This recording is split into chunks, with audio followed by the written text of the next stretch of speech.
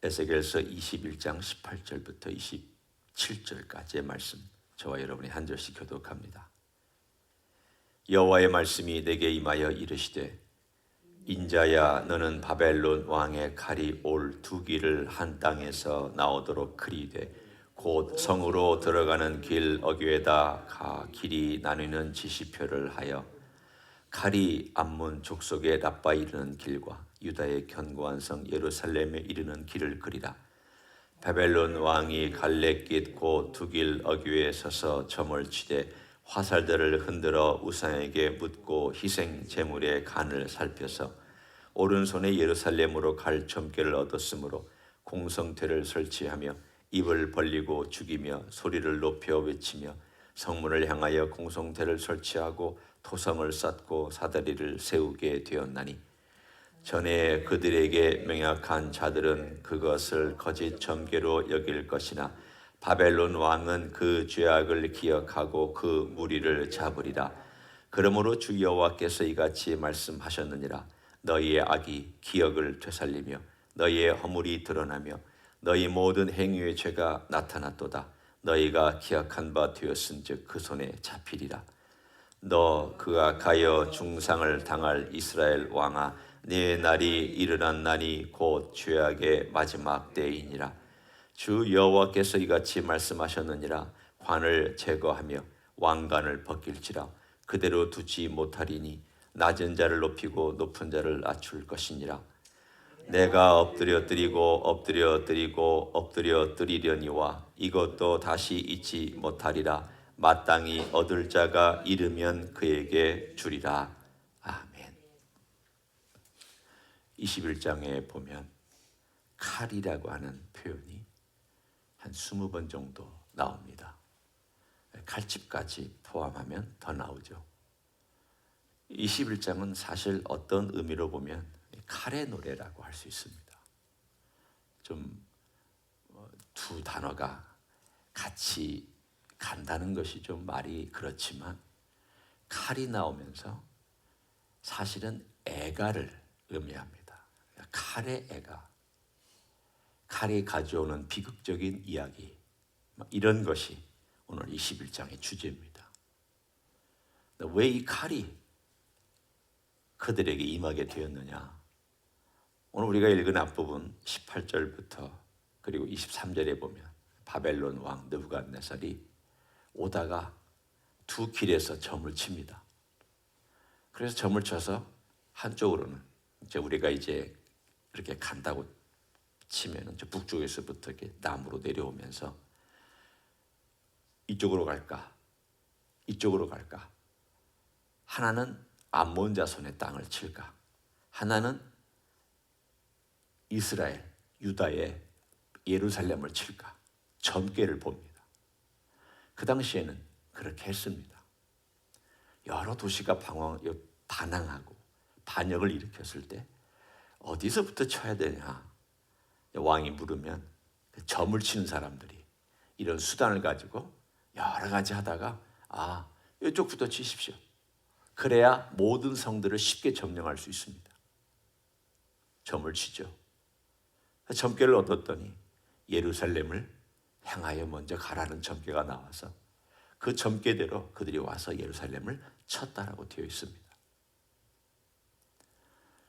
물론 이 점조차도 어떨 때는 하나님께서 쓰실 수 있습니다.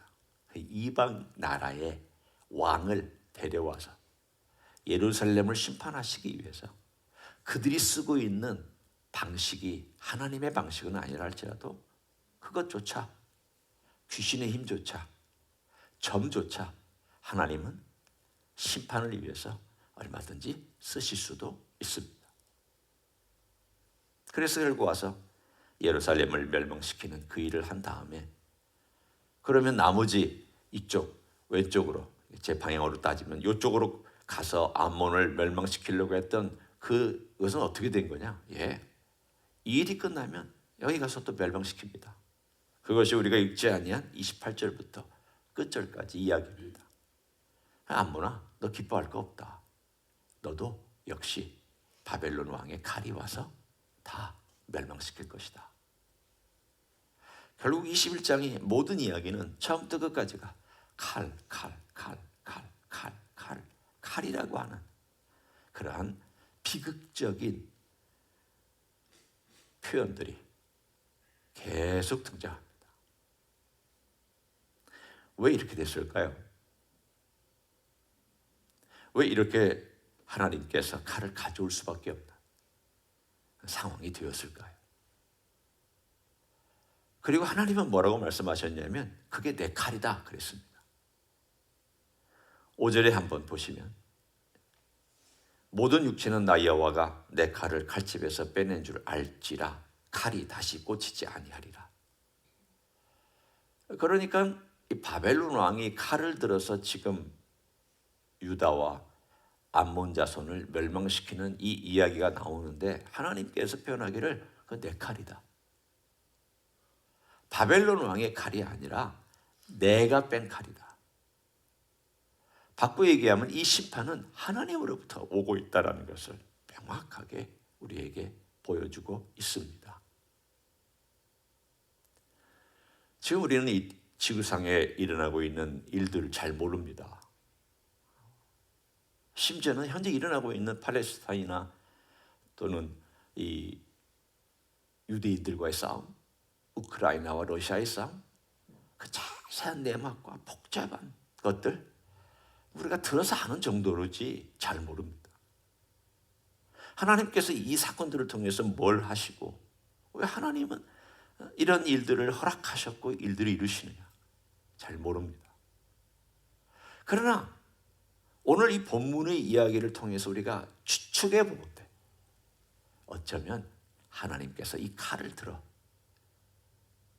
인류에 대한 하나님의 심판이나 어떤 민족들에 대한 하나님의 심판들이 이제 역사상에 점점점 더 많이 드러나기 시작한 일종의 시발탄, 알려주는 시그널 이런 것이 아닌가 조심스럽게 생각해 봅니다. 하나님은 이 지구상에 있는 어떤 민족에 대해서도 하나님의 주권과 허락이 없이 일어난 그러한 이 칼의 이야기는 없습니다. 한 민족이 멸망하는 것도 하나님이 허락하시기 때문이고 하나님의 주권 아래이고 한 민족이 흥황하는 것도 하나님의 주권과 하나님의 허락하심에 있습니다.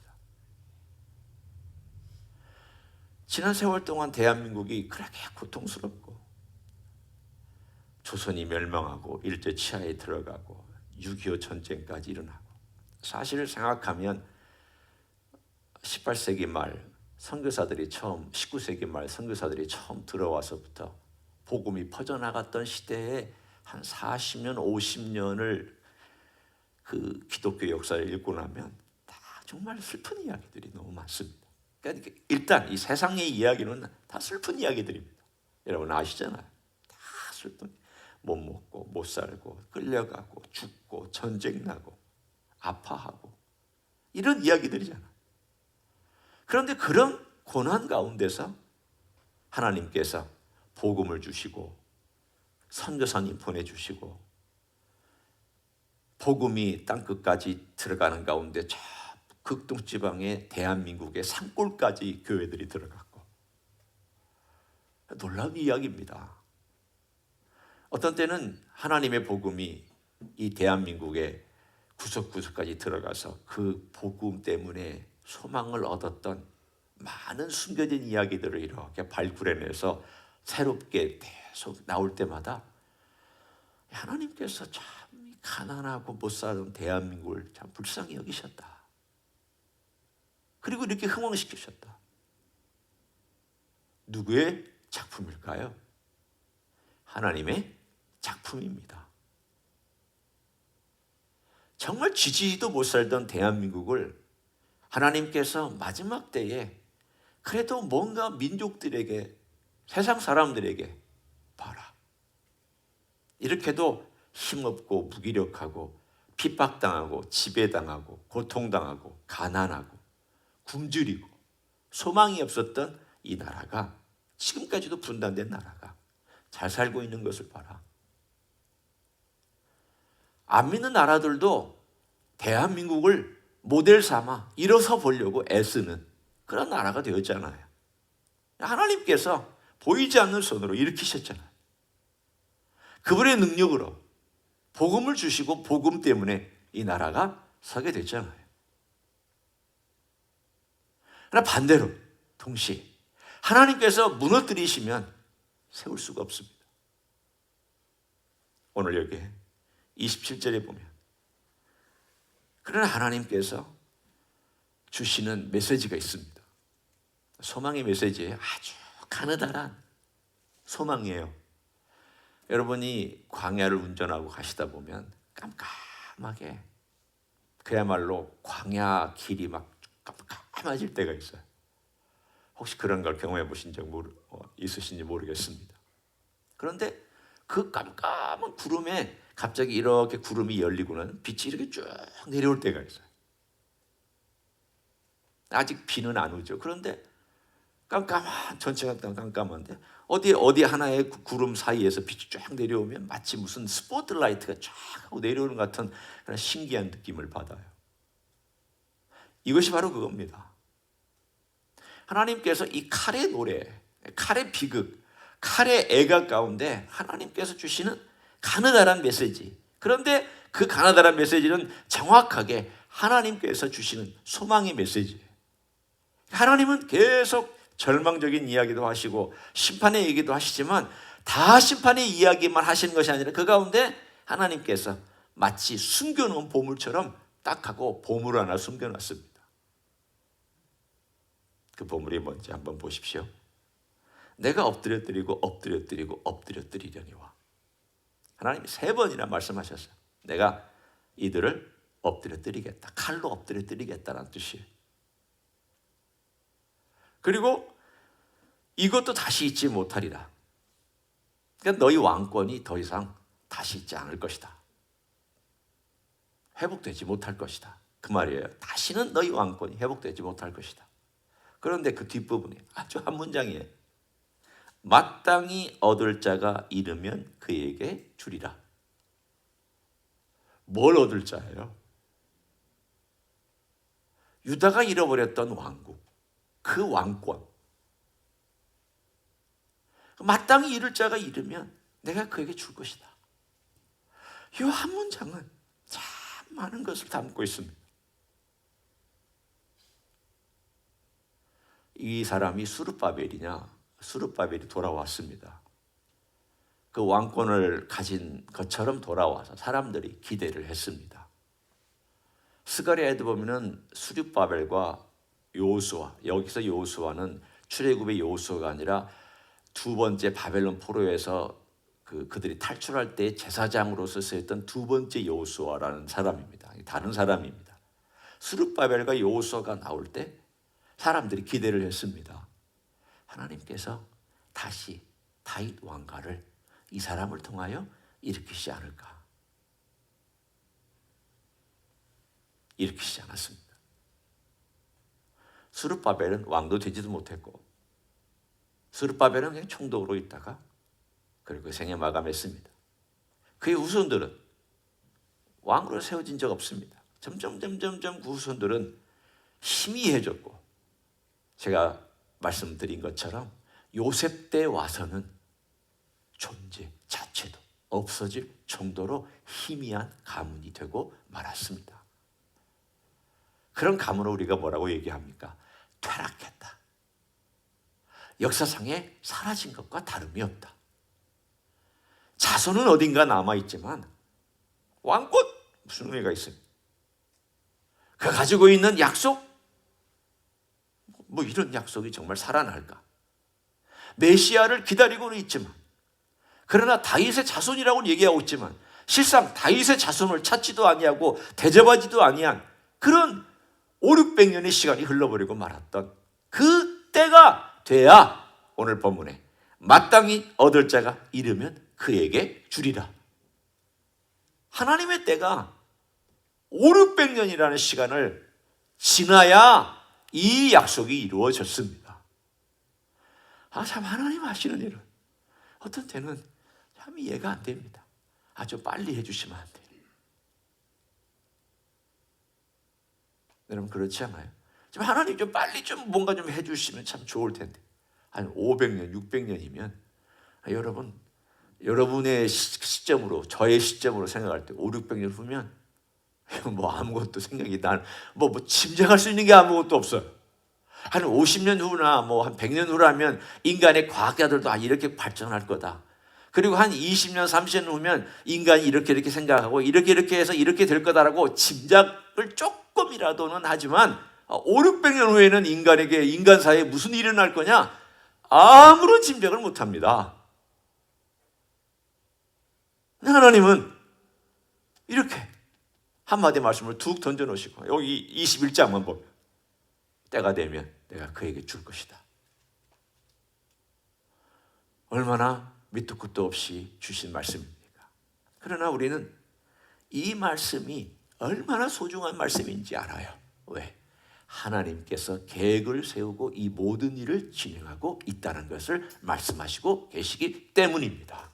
하나님은 계획이 있고 하나님은 그 계획을 이루실 능력이 있습니다. 하나님께서 우리에게도 이스라엘 민족, 유다 민족 그리고 하나님의 백성들에게 행하였던 그 똑같은 일을 우리의 삶 가운데서 행하고 계십니다. 이제 어떤 측면을 보냐면 칼의 노래라고 하는 측면을 한번 우리의 삶에 적용해 보기로 합니다. 하나님께서 유다 민족에게 제일 처음에 어떤 칼을 주시냐면 말씀의 칼을 주십니다. 말씀은 약속이 있어요. 이렇게 소중한 그에게 줄 것이라는 미래의 약속도 있지만 때로는 칼을 우리에게 주시기도 해요. 말씀은 여호수아와 같은 사람에게 애굽 땅에서부터 같이 나와서 모세의 시종을 들고 시종으로 살고 수종을 들고 그리고 백성들 이끌고 들어가는 여호수아에게 너 걱정하지 마라. 내가 너와 함께한다. 내가 너를 지킨다. 내가 모세하고 함께 있었던 것처럼 너를 돕겠다. 얼마나 힘이 되겠어요. 하나님께서 직접 말씀하십니다. 본 사람이잖아요. 모세가 어떻게 역사하는지를 본 사람이고 모세가 어떻게 하나님과 대화하는지를 그가 지켜본 사람이잖아요. 그런 하나님께서 직접 여호수아에게 말씀하실 때 얼마나 힘이 됐겠어요. 그러나 동시에 그 말씀은 칼을 담고 있어요. 너도 주야로 묵상해라. 그거 지켜 행하라.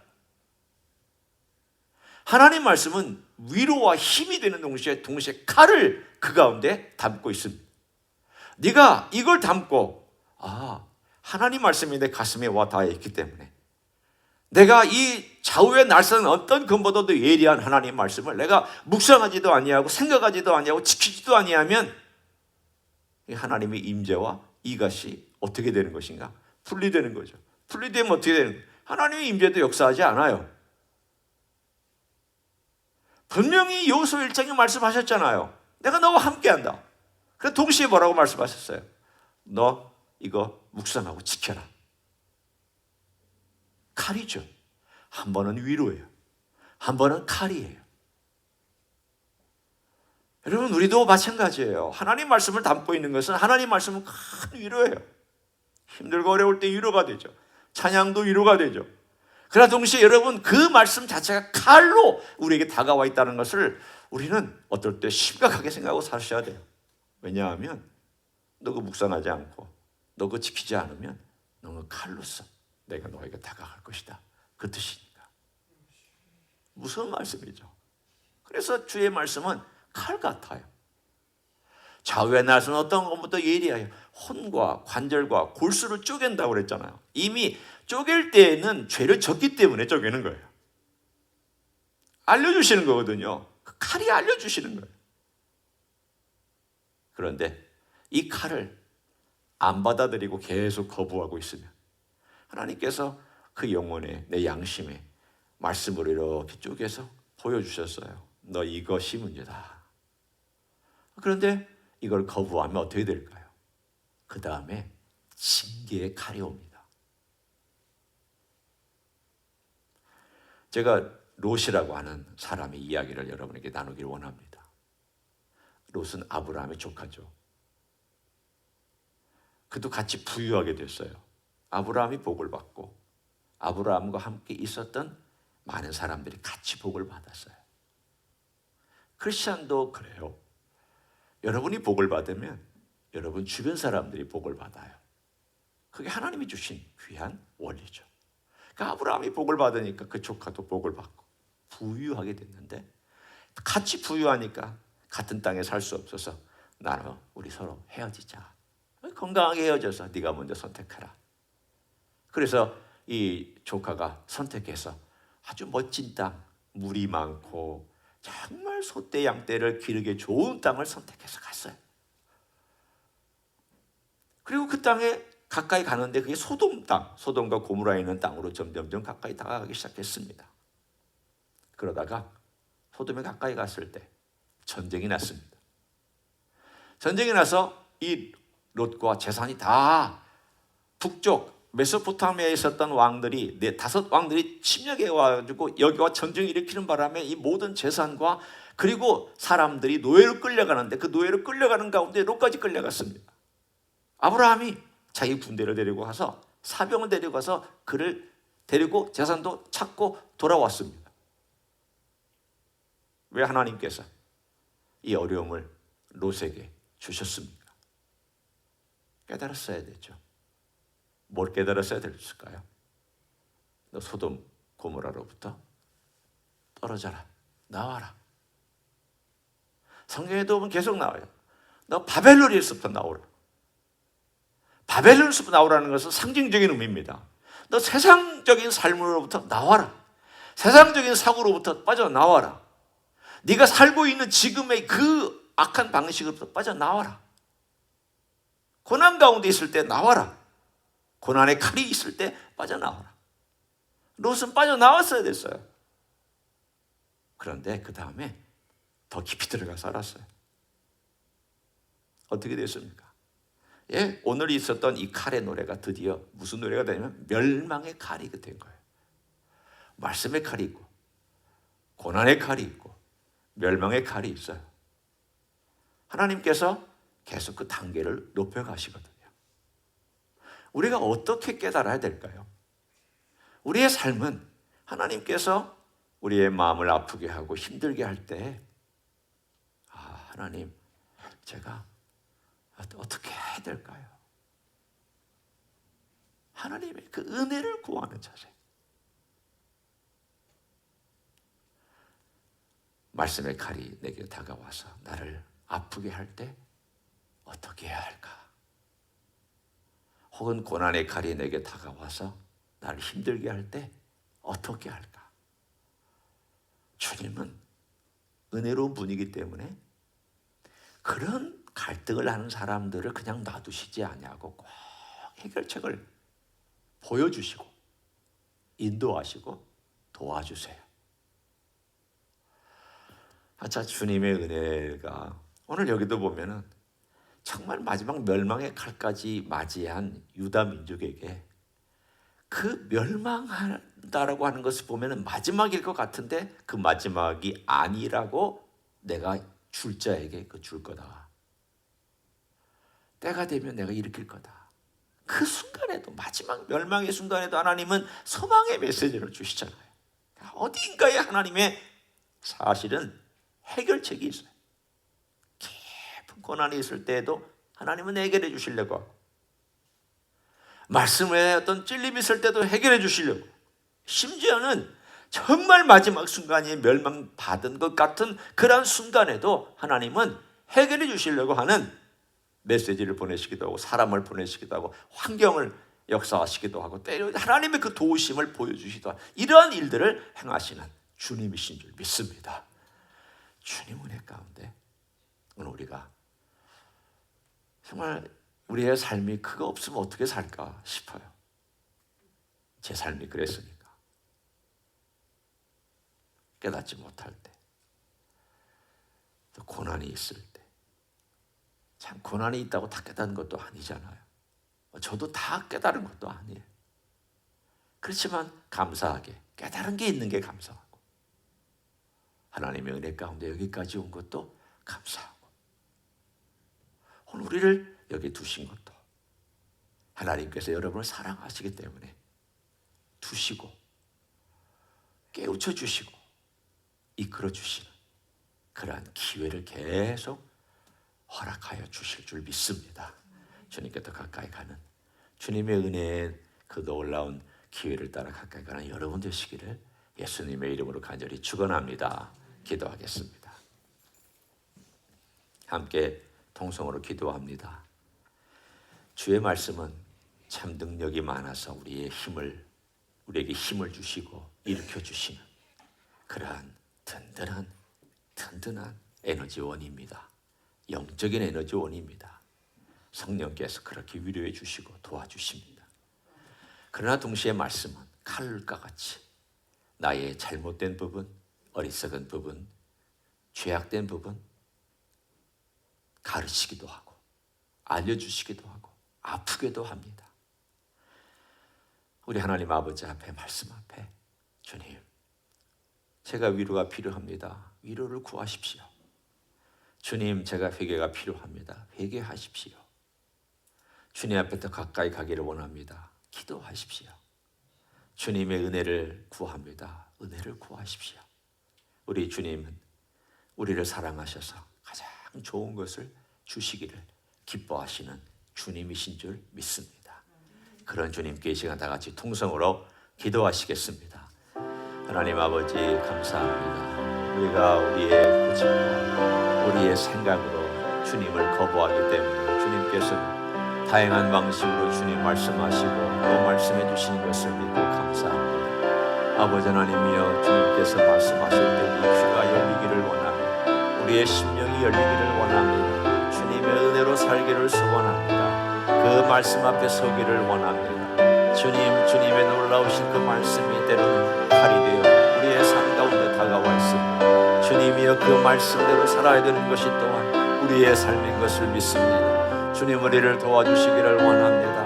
말씀 앞에 날카로운 주님의 칼 앞에 우리가 떨리는 마음으로 살아가게 하시고, 주님 그 놀라우신 주님의 음성이 또한 우리의 삶 가운데서 우리가 긴장하며 살고 정신 차리며 살아야 된다는 것을 알게 하여 주시기를 원하옵고 기도를 드립니다. 아버지 하나님, 이 땅에 살아가는 동안 우리 하나님의 선하심을 맛보 알게 하시고 우리 하나님의 두려워하심을 알게 하시고 주님의 선하신 역사를 경험하게 하시고 주님께서 세워주시고 이끌어주시는 가운데 걸어가게 하여 주시기를 원하옵고 기도를 드립니다. 능하신 일을 펼치시며 우리 하나님 아버지여, 하나님의 선하심을 맛보 알게 하시고 주의 권능을 맛보 알게 하여 주시옵소서. 오늘도 주님 앞에 가까이 다가가기 원합니다. 주님, 기도하기 원합니다. 간구하기 원합니다. 주님, 우리의 심령이 열리기를 원합니다. 주님 앞에서 바뀌어지는 변화되는 인생이 되기를 원합니다. 주님의 기뻐하심을 따라 오늘도 걸어갈 우리 모두가 되게 하시고 주님 역사해 주시는 귀한 시간이 되게 하여 주시옵소서. 감사를 드립니다. 주님 고맙습니다. 이 땅 위에서 죽을 죄인을 구원해 주시고 멸망할 죄인을 살려주셔서 감사합니다. 주님, 그럼에도 불구하고 깨닫지 못한 것이 너무 많았고 지금도 깨닫지 못하는 것이 너무 많습니다.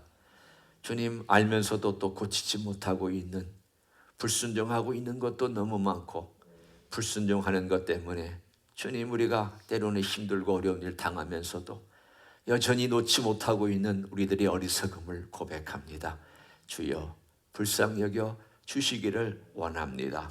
주님, 성령께서 계속 말씀하실 때, 성령께서 우리의 양심에 말씀하실 때, 말씀으로 말씀하실 때, 때로는 고난 속에서 외치실 때 우리의 눈, 우리의 귀가 열려 듣기를 원합니다. 우리의 눈이 열려서 보기를 원합니다.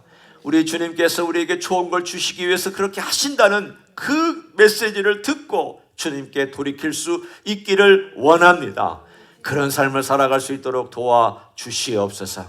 우리의 삶에 가장 좋은 걸 주시기를 기뻐하시는 그 주님의 선한 마음과 주님의 귀한 마음을 우리의 가슴에 담고 주님이 원하시는 것이 무엇인가, 주님이 기뻐하시는 것이 무엇인가, 내가 이 땅에 살아가면서 어떻게 해야 주님의 마음에 기쁘게 살아갈 수 있을까? 주님과 대화하며 가까이 모시며 주님이 내 안에 머물며 주님과 함께 교제하며 주님의 임재가 실제가 되는 삶을 살 수 있을까? 고민하고 고민하며 생각하고 생각하는 하나님의 종들이 되게 하여 주시옵소서. 오늘 또한 우리 귀한 주임제이스 교회 어른들 함께 데스칸스 가든에 나들이 갑니다. 주님이 나들이에도 함께 해주시고 하나님의 선하심으로 주님의 주시는 그 귀한 은혜로 사랑으로 풍성한 귀한 나들이가 될 수 있도록 축복하여 주시옵소서. 이제는 우리 구주 예수 그리스도의 은혜와 하나님 아버지의 극진하신 사랑과 성령 하나님 교통하심의 역사가 오늘도 우리 주 예수 그리스도 우리에게 선한 걸 주셨고 또 주시기를 원하시며 우리의 삶을 영광의 하늘의 빛으로 인도하시기를 원하셔서 말씀해 주시고 때로는 우리의 삶에 힘든 것들까지도 주시고 가장 좋은 걸 주시기를 원하시는 분임을 알고 주님 앞에 나온 이 자리에 참여한 모든 종들 위해와 주임지 히스교회 위해와 이민교회들과 한국교회들과 선교사님들 위해 이제로부터 영원히 함께 하실지어다. 아멘.